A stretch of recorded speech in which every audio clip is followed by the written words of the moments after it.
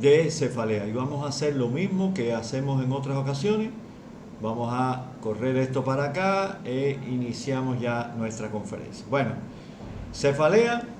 Bueno, cefalea es dolor de cabeza, algias faciales, es una parte de la cefalea también, pero vamos a ver cuáles son las estructuras que son sensibles al dolor. A ver, todas las estructuras no son sensibles al dolor, pero hay estructuras como por ejemplo los nervios craneales y cervicales, por supuesto, son nervios sensitivos que transmiten la sensibilidad, son muy sensibles al dolor.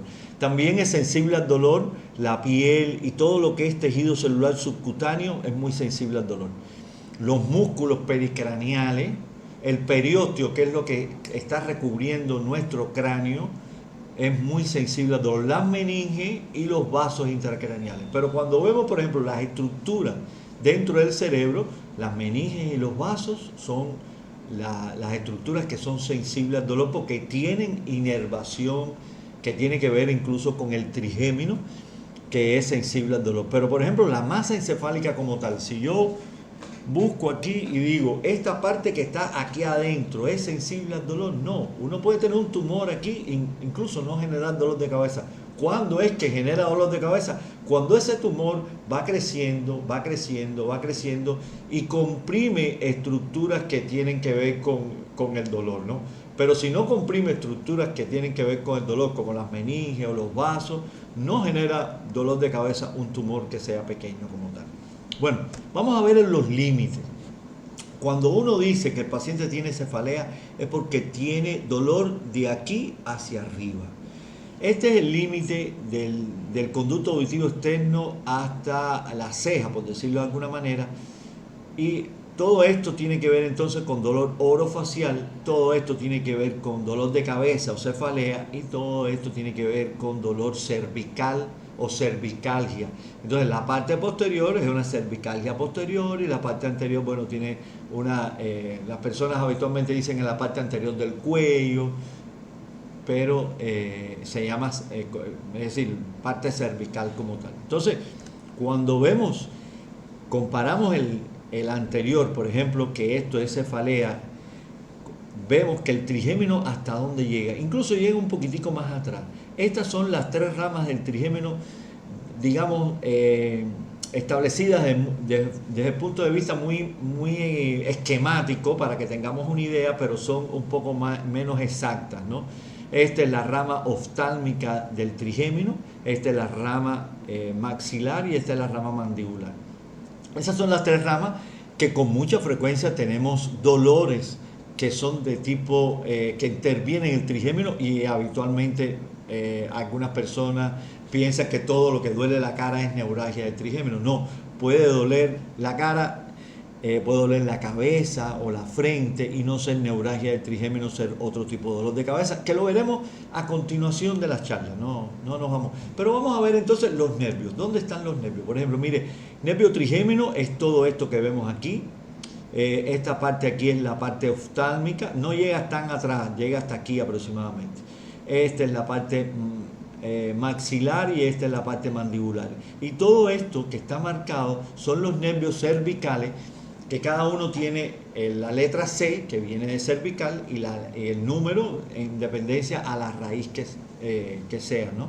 Entonces, llama la atención esta parte que quiero hacer un señalamiento, porque lo veremos más adelante, que son los nervios occipitales, que son de la C3 y C2, pero se llaman nervios occipitales, mayor y menor, pero son los nervios occipitales. Esto con mucha frecuencia es motivo de dolor, de molestias en la parte posterior de la cabeza, que puede llevar el nombre de neuralgia occipital como tal.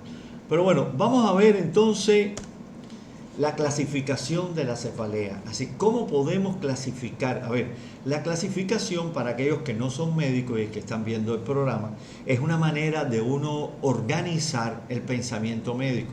Sí, cuando uno habla de clasificación de las crisis, clasificación de la cefalea, lo único que estamos haciendo es organizando el pensamiento médico. Es decir, para yo para que a mí me sea más fácil llegar al diagnóstico de un dolor de cabeza, de una cefalea, sí, se hacen internacionalmente clasificaciones que nos acortan el camino, nos hacen más fácil el tratamiento, el diagnóstico como tal. Y aquí está la última clasificación, que es del 2018. Esta es la clasificación, esta es la referencia bibliográfica, pueden verla aquí. Y esta clasificación las divide en primaria, en secundaria, que es como que la más importante de todo, dividirla entre primaria y secundaria, pero también hay una parte 3 de la clasificación que se refiere a las neuropatías craneales dolorosas y algias faciales. Es decir, volvemos para atrás 2 diapos, mire, una diapo nada más. Es decir, la tercera parte de la clasificación tiene que ver con dolor que establece en los territorios del trigémino y de los nervios cervicales. ¿De acuerdo? Es decir, primaria, secundaria y neuropatías dolorosas o algias faciales como tal. Bueno, seguimos entonces. En cuanto a la clasificación temporal, es un elemento importante a tener en cuenta. Nosotros podemos dividir la cefalea o el dolor de cabeza agudo cuando es horas y días, subagudo cuando el dolor de cabeza es entre 1 a 2 meses, y crónico cuando el dolor de cabeza es más de 2 meses. En estas crónicas la vamos a dividir de 2 maneras. La crónica recurrente, es decir, me da, se me quita, me vuelve a dar, se me vuelve a quitar. Cuando me refiero 2 meses, no es 2 meses seguidos con dolor de cabeza, porque cuando uno tiene 2 meses seguidos con dolor de cabeza, se llama cefalea crónica diaria y la veremos a continuación. Por lo tanto, podemos tener una cefalea que es aguda porque comenzó hace menos de 7 días, una cefalea que es subaguda porque lleva aproximadamente entre 1 y 2 meses, y cuando lleva más de 2 meses se llama crónica. Y las crónicas pueden ser continuas, diarias, o pueden ser recurrentes, es decir, por crisis como tal.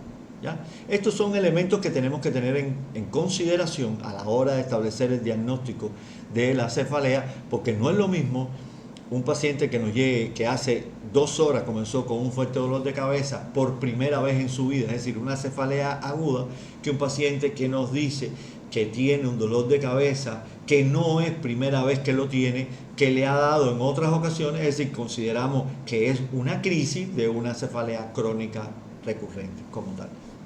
Entonces, seguimos. Vamos entonces a hablar de la primera parte de la clasificación. Entonces, ¿cómo dividimos esa primera parte? Es decir, las cefaleas que son primarias. Cefaleas primarias, para que ustedes tengan claro, es aquellas cefaleas o aquellos dolores de cabeza que no dependen de ninguna lesión, de ninguna sustancia, de ningún trauma que genere dolor de cabeza. Por lo tanto, estas son migrañas, cefaleas de tipo tensional y una cefalea que se llama trigémino autonómica, que no es una cefalea frecuente, pero es una cefalea que podemos ver y tenemos que estar preparados para diagnosticar y tratar adecuadamente este tipo de cefalea. Migraña, cefalea tensional y trigémino autonómica la veremos en las próximas charlas, los próximos sábados. Hoy vamos a hablar nada más de la parte muy general de las cefaleas como tal.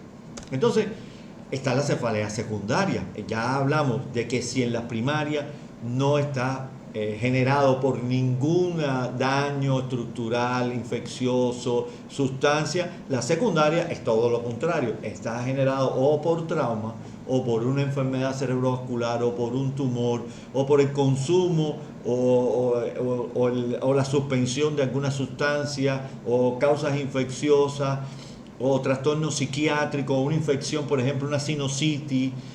Bueno, estos son entonces las causas secundarias como tal. Y aquí le pusimos una imagen de un paciente real, que tiene una encefalitis por herpes virus y que esto le generó todo este proceso inflamatorio que vemos aquí. Y por supuesto, como afecta las meninges, hablamos en la primera diapo de las estructuras que son sensibles al dolor. Aquí está afectando las meninges, está irritando las meninges, está generando una compresión y esto por supuesto le está dando dolor al paciente. Bueno, y en cuanto a la tercera parte son las neuropatías craneales, orofaciales o cervicales que pueden generar dolor, y aquí le estoy poniendo la que tienen que ver con orofacial.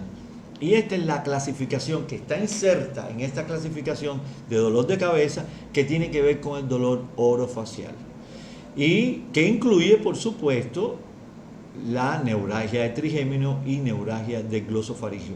Pero, por supuesto, no es la única causa. Bueno, existe el dolor dentoalveolar, que es el dolor que uno tiene en un diente, en una muela, cuando está con un absceso, cuando tiene una carie que está expuesta, los dolores miofaciales, tensionales, idiopáticos, síndrome de la boca ardiente, lo cual no es muy frecuente, pero he visto como 4 o 5 pacientes. Los últimos 2 pacientes lo he visto hace menos de 2 o 3 meses. Entonces existen también neuralgias del nervio intermedio, que es a nivel del oído, neuralgias oculares, cuando tú tienes una neuritis óptica o tienes una parálisis de los músculos extraoculares, y la neuralgia occipital. Ya vimos los nervios occipitales, es algo sumamente frecuente que se combina mucho con la cefalea de tipo tensional, ¿ya?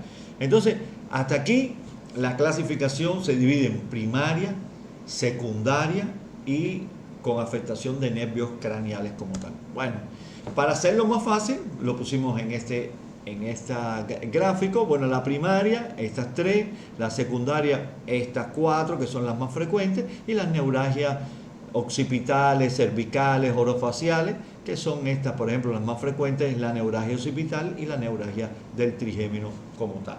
Bueno, entonces, ¿qué cosa me parece a mí que es muy importante en esta conferencia? Hablar de 3 tipos de dolores de cabeza que son muy importantes, que tenemos que tener en consideración, que habitualmente se abordan poco en las clasificaciones como esta, que uno es la cefalea crónica diaria, otra es la cefalea por abuso de medicamentos. Ya verán ¿cuántos de ustedes pueden tener cefalea por abuso de medicamentos y uno ni se percata de que esto está sucediendo así? Y la otra es la cefalea aguda, esa cefalea que inicia en 1 hora, 2 horas, 1 día, 2 días, de corta duración por primera vez en su vida. No es la crónica recurrente, sino la aguda. Y vamos a hablar de estas 3. Bueno, cefalea crónica diaria, vamos a empezar. Doctor, esos pacientes llegan así, por eso puse esto. Doctor, yo no sé lo que es vivir sin dolor de cabeza. Es decir, en los últimos 4, 5, 6 años de mi vida, yo he hecho todas las cosas de mi vida con dolor de cabeza. El dolor de cabeza a mí me acompaña, abro los ojos y lo tengo, cierro los ojos y lo tengo. Es decir, es una cefalea crónica diaria. Entonces, ¿cuándo se diagnostica este tipo de cefalea? Bueno, cuando el paciente está más de 15 días al mes durante 3 meses seguidos. Pero, como les digo, el caso más extremo es aquel que no se le quita el dolor de cabeza nunca y está de forma continua con dolor de cabeza todos los días tiene dolor de cabeza. Bueno, en realidad, ¿de dónde viene ese dolor de cabeza? ¿Esto es un dolor de cabeza diferente?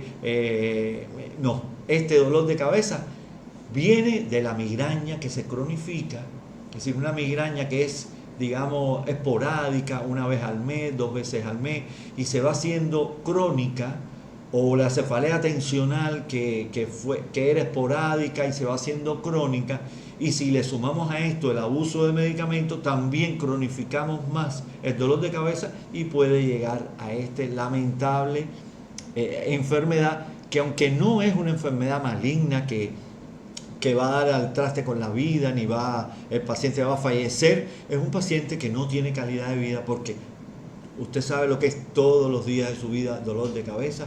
Va a un bar, no puede oír música, no puede salir, no puede hacer esto, no puede ir al mar porque el sol le molesta. Bueno, en realidad es una vida llena de limitaciones como tal. Bueno, entonces está la cefalea por abuso de medicamentos. ¿Cuándo es que yo digo que un paciente tiene una cefalea por abuso de medicamentos? Por concepto, tienes que tener una cefalea previa, ¿no? Es decir, tú tienes una base ya, tú tienes una migraña y por eso estás tomando medicamentos, por supuesto. Por lo tanto, tienes que usarlo de forma regularmente, ¿no? Sobre todo son medicamentos que son para quitar el dolor o abortivos del dolor.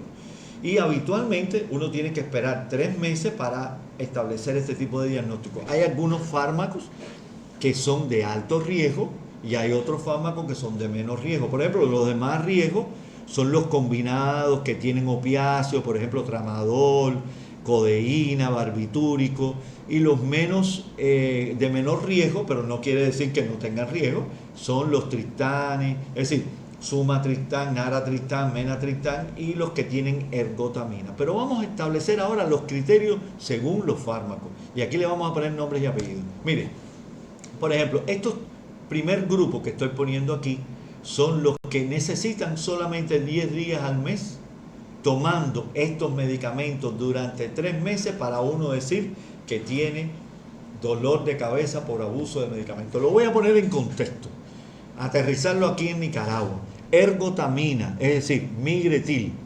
Si usted pasa 10 días al mes durante 3 meses tomando migretil todos los días o por lo menos 10 o 15 días al mes, yo puedo decir que usted tiene una cefalea por abuso de medicamentos. Lo mismo sucede si toma menatriptán o sumatriptán.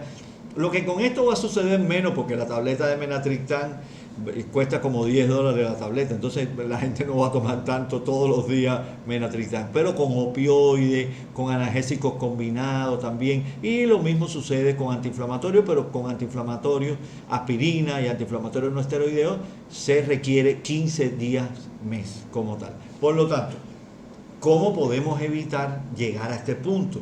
Ya lo veremos en la charla de migraña. En la charla de migraña analizaremos cuál es el tratamiento preventivo, porque, a ver, no es que yo no quiera que el paciente tome medicamento, es que hay que tomar medicamento de forma dirigida, organizada, por un especialista, por un médico, con el objetivo de que los medicamentos para quitar el dolor sean los mínimos necesarios y que sean en los momentos necesarios. ¿De acuerdo? Es decir, para esto, para evitar este tipo de enfermedad que afecta mucho, que resta calidad de vida, nosotros tenemos que trazar como médico una estrategia importante a la hora de establecer el tratamiento como tal. Voy a mover un poco aquí para que no nos afecte esto. Perfecto, aquí estamos bien. Entonces seguimos, continuamos. Cefalea aguda. Entramos en la cefalea aguda. ¿A qué llamo yo cefalea aguda? Ya vimos que es la que tiene menos de 7 días de evolución. Es decir, es una cefalea pero no, la cefalea aguda no quiere decir que usted tenga una migraña y le dé hoy una crisis de migraña, eso es cefalea aguda. No, no, no. Eso es migraña, eso es crisis de migraña. La cefalea aguda es aquella que usted no padece de dolor de cabeza, nunca ha tenido dolor de cabeza y de pronto tiene dolor de cabeza. Entonces, esa es la que es preocupante, a esa es la que uno tiene que prestarle mucha más atención. O a lo mejor usted padece dolor de cabeza suavecito, ligero, y el dolor de cabeza para usted no le ha generado ningún problema, y de pronto comienza con un dolor de cabeza diferente. Es aquel dolor de cabeza por primera vez en su vida o aquel dolor de cabeza diferente. Es decir, no es un dolor como los habituales que usted ha tenido. A eso le llamamos cefalea aguda cuando tiene menos de 7 días. Y ahí cefalea, por ejemplo, en dependencia de la intensidad, hay pacientes que llegan aquí a las horas de haber iniciado un dolor de cabeza. Bueno, seguimos entonces con la cefalea aguda y vamos a establecer qué algoritmo nosotros tenemos que tener en cuenta para que nos facilite el diagnóstico como tal. Es decir, ¿qué se hace cuando uno, porque tiene poco tiempo? Esta cefalea aguda no es que tú tengas mucho tiempo para analizar, para ver el paciente. Muchas veces en las emergencias de los hospitales, y uno tiene que en una emergencia de un hospital tener la habilidad como para hacer un diagnóstico rápidamente y poder ayudar al paciente lo más pronto posible, ¿no? Entonces tú tienes una cefalea aguda y lo primero que uno le pregunta al paciente es: ¿ha tenido fiebre o no ha tenido fiebre? No, doctor, no he tenido fiebre. Entonces ya usted sabe que hay causas que son sin fiebre y hay causas que son con fiebre. De todas maneras, uno le toma la temperatura, los signos vitales y esas cosas. Si el paciente ha tenido fiebre, uno lo otro que va a buscar es a ver si hay afectaciones de las meninges, clínicamente hablando. Y eso se llama signo meningio.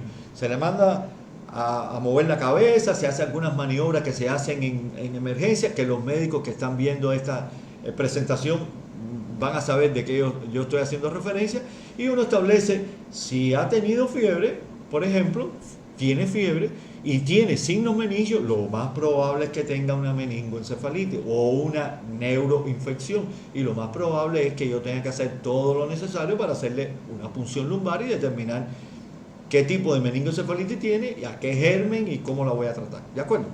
Pero bueno, tuvo fiebre, pero no tiene signos meningios. Entonces a lo mejor tiene una neumonía, tiene una infección de vías urinarias, tiene una sinusitis, tiene una celulitis en una parte del cuerpo. Es decir, tiene un proceso infeccioso que le genera fiebre, que le genera esa toxicidad, le genera dolor de cabeza, pero que no hay una afectación directa al sistema nervioso central.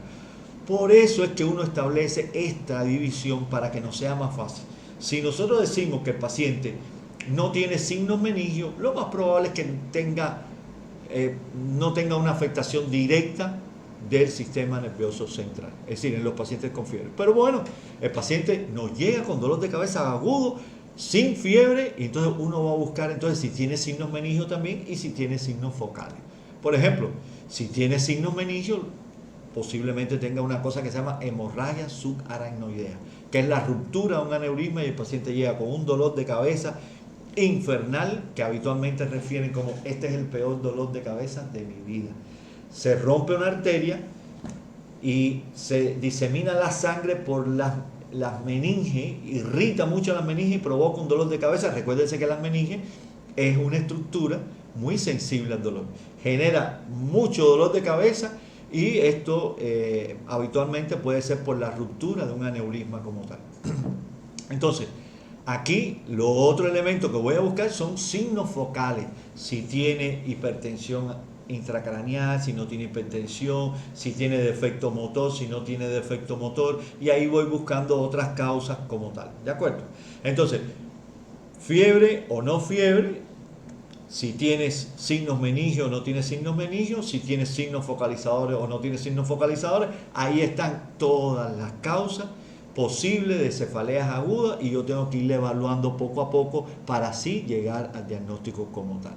Bueno, vamos a presentar pacientes. Todos los pacientes que voy a presentar fotos son pacientes que me han dado autorización para que yo las muestre, así que no hay conflicto de intereses, así que no hay problema con eso. Entonces, mire, me llega esta paciente con un dolor en la frente izquierda, en el ojo izquierdo, y dice que hace 2 días tiene ese dolor, un dolor que no lo aguanta, una cefalea aguda. Cuando nosotros la vemos, tiene el párpado caído del ojo izquierdo, le levanto el párpado y veo que hay una midriasis del ojo. Le digo aquí en el número 3 que mire a la izquierda y el ojo se queda aquí quieto y el derecho mira hacia la izquierda, hacia el punto que yo le tracé. Le digo que mire hacia el otro lado y el ojo derecho mira hacia el otro lado y el izquierdo se queda aquí quieto. Por lo tanto, nosotros decimos que clínicamente tiene una toma del tercer par del ojo izquierdo. Y aquí ya sé que aquí hay médicos que me están viendo, del tercer par del ojo izquierdo, y que también tiene toma del sexto par porque no es capaz de mover el ojo hacia afuera. Por lo tanto, clínicamente la examinamos, tenía una hipoestesia en la rama oftálmica del quinto par aquí en la frente, y cuando le hicimos la tomografía tenía un tumor de seno cavernoso del ojo izquierdo o del lado izquierdo. Entonces, esto es una cefalea que cuando la vimos es una cefalea aguda, pero por los signos focalizadores nos impresionaba que era una cefalea aguda secundaria que no sabíamos todavía que era secundaria, y cuando hicimos la tomografía descubrimos que era secundaria a un tumor que tenía en el seno cavernoso izquierdo. ¿Ya? Así es como uno va haciendo el diagnóstico en sentido general, sin magia, sino con una estructura de un método clínico para llegar a hacer el diagnóstico del dolor de cabeza como tal. Entonces vamos a presentar a otro paciente. Este paciente, bueno, es más fácil el diagnóstico para usted, para todos, ¿no? Si uno ve un paciente que tiene un dolor quemante, en este caso es de cabeza, de la cara, de la nariz, quemante, y tiene vesículas como si fuesen digamos unos granitos llenos de líquido, y eso tiene el recorrido aparente de un nervio, eso es un herpes zóster. En este caso, este paciente tiene o tuvo un herpes zóster de la rama oftálmica del quinto par, que le afectó la frente, la punta de la nariz y todo esto. Tenía muchas vesículas aquí a este nivel y el paciente tenía muchísimo dolor en esa región y era una cefalea aguda. Y si usted tiene una cefalea aguda, que el dolor está localizado solamente en un recorrido digamos, de piel de un nervio como tal, y el paciente tiene algunas lesiones, ya uno dice que es una cefalea secundaria a una infección local o localizada en la rama oftálmica del quinto par derecho como tal. ¿De acuerdo? Entonces, importante antes de terminar la charla de los signos de alarma.